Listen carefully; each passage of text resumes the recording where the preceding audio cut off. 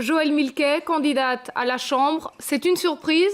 La vice-première ministre avait dit publiquement que la région n'était pas son premier choix. Comment avez-vous fait pour la convaincre ? Vous avez dit candidate à la Chambre, mais elle est candidate à la région. Tête de liste à la région. Alors, c'est un choix évidemment en commun. On a eu des discussions.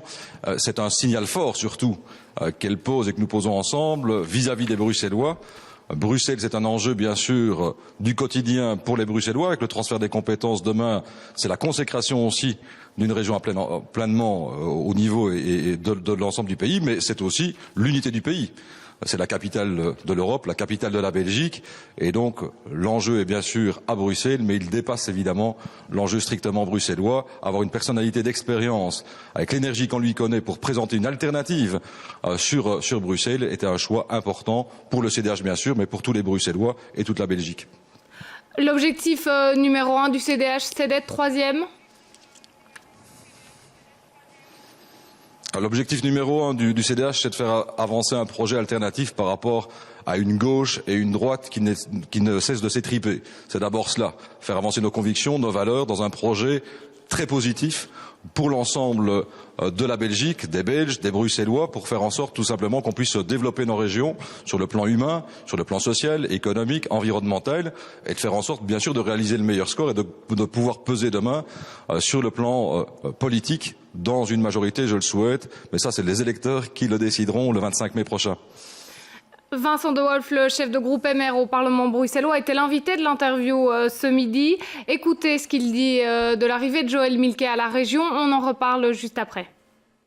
Je pense quand même que c'est une manœuvre politique, très clairement. Je ne pense pas que Mme Milquet ait vocation à devenir ministre régionale.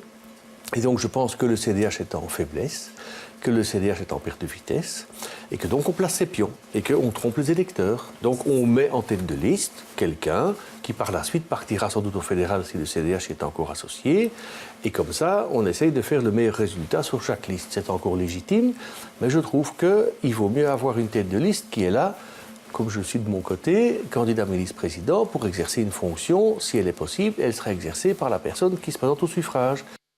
Votre réaction, Benoît Ludgen, suite à ces propos ? Le sourire.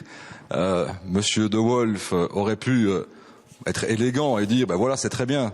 Joëlle Milquet, c'est une personnalité nationale qui vient effectivement au niveau de la région. Le débat va être plus riche, va être démocratique et on va argumenter pour voir quel est le meilleur projet pour les Bruxellois.